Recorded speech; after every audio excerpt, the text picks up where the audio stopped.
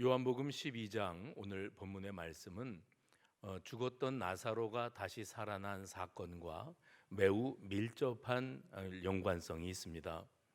오늘 요한복음 우리가 12장 12절부터 보았습니다마는 1절 말씀에 보면 유월절 엿새 전에 예수님께서 베다니라고 하는 마을에 당도하셨다. 요한은 이렇게 기록하면서 그 베다니는 죽은 나사로를 살리신 그 장소다 하는 것을 1절에 상기시켜 주고 있습니다.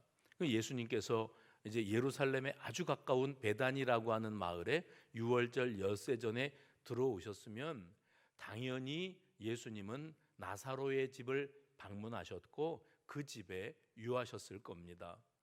오늘 본문은 뭐라고 시작하는가 하면 그때에 예수님께서 나사로의 집에 계시는데 나사로의 누이인 마르다는 자기 죽었던 동생을 살리신 예수님을 대접하기 위하여 뭔가 음식 만들고 집안일을 하느라고 분주한 상황이었다. 이렇게 말을 하고요. 죽었다 살아난 나사로 당사자는 예수님 곁에 머물면서 예수님 말씀을 귀담아 듣고 있었다. 그랬습니다. 그 다음에 어떤 얘기가 등장하고 있는가 하면 그 마리아는 값비싼 나드 향유를 담아가지고 와서 예수님께 부어드리고 자기 머리털로 예수님을 닦아드림으로 그 집안에 향유 냄새가 가득하였더라. 이렇게 되어져 있습니다. 그리고 어떤 표현이 이어지는가 하면 유대인의 많은 무리가 이 나사로의 집에 모여들었다 그랬습니다. 물론 베다니 사람들도 있었겠습니다마는 죽은 자를 살리신 예수님이 그 죽었다가 살아난 당사자의 집에 찾아오셔서 머물고 계신다 하는 소문만 듣고도 온 사방에서 많은 유대인들이 찾아왔다는 겁니다. 하나는 죽은 자를 살리신 이인 예수를 보기 위함이고, 또 하나는 그 예수가 죽었던 어떤 사람을 다시 살려낸 사람, 그 나사로를 직접 자기 눈으로 목격하기 위함이었습니다. 그리고 이때 당시 사회는 죽었던 자가 살아난 사건, 그를 살려내신 예수님의 이 사건으로 말미암아 큰 충격에 휩싸여 있었습니다. 죽은 자가 살아나다니 있을 수 없는 일이 일어났구나 하면서 많은 사람들이 호기심으로 아니면 놀라움과 충격으로 나사로의 집으로 모여들고 있었습니다.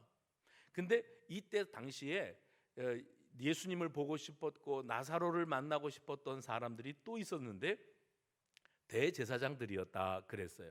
근데 이 사람들은 어떻게 좀 호기심 어린 또 신기한 마음으로가 아니고 적개심을 가지고 지금 이 자리를 눈여겨보고 있습니다. 왜냐하면 그동안에 자신들은 율법주의를 유대인들에게 심어주면서 율법 준수라고 하는 준엄한 명령을 지킬 것을 요구하면서 유대인들을 자기들이 이 율법주의로 억누르고 다스리고 있었습니다.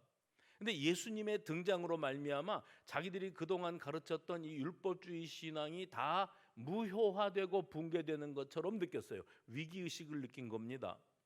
자기들이 기득권을 가지고 있었는데 이제 대중들의 관심이 죽은 자를 살리시는 예수, 기적을 일으키는 예수에게로 집중되니까 위기의식을 느껴서 이 대제사장들이 어떤 마음을 품었는가 하면 우리가 살아남기 위해서라도 제거 대상 1호는 예수다. 예수가 없어져야 우리가 살아남을 수 있다. 이런 마음을 품습니다. 눈에 가시와 같은 존재로 예수를 바라보고 있었기 때문에 제거 대상 1호가 예수였는데 그 예수가 죽었던 나사로를 살려냈단 말입니다. 그러면 나사로는 그때 당시 사회에서 어떤 인물이 되어지는가? 아무것도 아니었던 나사로가 죽었다가 살아난 사람으로 널리 소문이 퍼져나가니까 사람들이 예수님도 보고 싶어 했지만 나사로도 정말 보고 싶어 했습니다. 사람이 죽었다가 살아났다니 그 사람은 어디 있느냐? 그 사람은 어떻게 생겼느냐? 우리가 한번 직접 만나보자. 이런 마음을 가지고 나사로를 그렇게 만나고 싶어 했었습니다. 사람들의 관심이 예수께로 나사로에게로 이렇게 집중되니까 더욱더 상대적으로 소외감을 느끼는 인물들은 그동안의 많은 사람들의 영적 지도자로, 종교 지도자로 군림하고 있었던 대제사장들이었어요. 저들은 생각하기를 예수를 없애고 이제는 일거리가 하나 더 생겼다. 그 예수가 살려낸 나사로, 그도 제거 대상이다. 그도 없애야겠다. 이런 마음을 가지고 지금 접근하고 있습니다. 나사로가 살아날 때에 거기 함께 있었던 무리가 예수가 부활하신 나사로의 부활의 사건의 생생한 증인이 되지 않았겠습니까? 우리도 봤다. 죽은 자가 살아났다. 거기에 있었던 바리새인들이 이 상황을 목격하면서 마음 가운데 대단히 초조한 마음을 품을 수밖에 없었습니다. 오늘 본문의 10절 말씀해 보면 대제사장들이 나사로까지 죽이려고 모의했다 이렇게 되어 있는데, 왜 나사로까지 죽이려고 모의했는가? 11절에 보십시오. 나사로 때문에, 11절입니다. 나사로 때문에 많은 유대인이 가서 예수를 믿음이러라.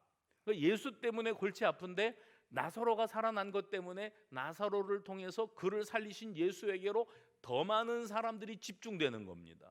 이것 때문에 정말 위기의식을 느끼고 있었던 저들이 눈의 가시와 같은 예수님과 나사로를 동시에 제거하고자 하는 이런 마음을 품고 있었습니다. 오늘 베다니에 머물고 계셨던 예수님, 유월절 엿새 전에 베다니에 들어오셨다고 그랬는데 다음 이튿날, 그러니까 유월절 닷새 전입니다. 예수님이 거기에서 떠나 예루살렘으로 입성하시게 되어집니다. 예수님이 오신다는 소식을 들었을 때 예루살렘 사람들이 종려나무 가지를 가지고 그분을 환영하러 나가서 외치기를 호산나 찬송하리로다. 주의 이름으로 오시는 이 곧 이스라엘의 왕이시여. 한번 읽어보십시오. 시작.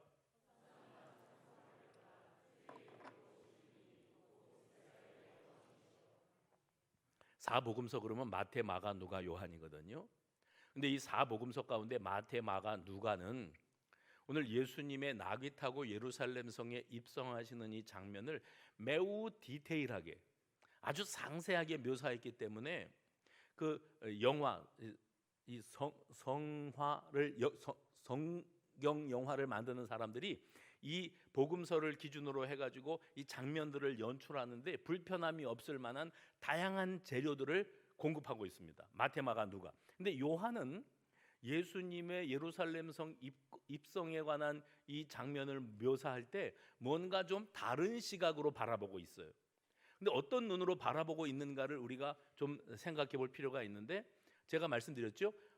나사로의 죽음과 연관되어서 예수님께서 고난을 겪게 되어지시는 일련의 과정들이 어떻게 전개되어져 가고 있는가를 보여주기를 원했습니다.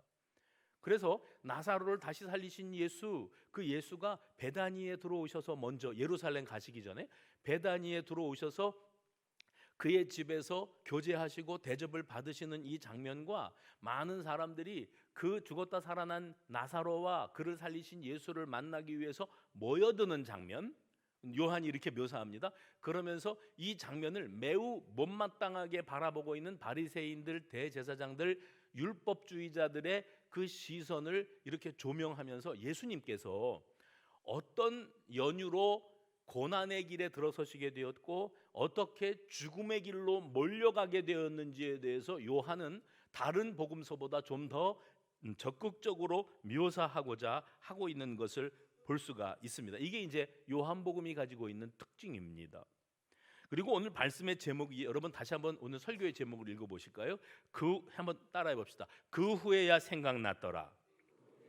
오늘 말씀의 제목이 그 후에야 생각났더라로 돼 있는데 16절 말씀해 보면 제자들은 처음에, 16절입니다. 제자들은 처음에 이 일을 깨닫지 못하였다가 예수께서 영광을 얻으신 후에야 이것이 예수께 대하여 기록된 것임과 사람들이 예수께 이같이 한 것임이 생각났더라 이렇게 되어져 있습니다. 여기에 이 일은 뭐냐면 예수님께서 베다니에서 낙이 타고 예루살렘 성으로 입성하시는 장면인데, 예수님이 그렇게 낙이 타고 예루살렘에 들어서실 때 사람들이 종려나무 가지를 가지고 맞으러 나가서 이렇게 외쳤습니다.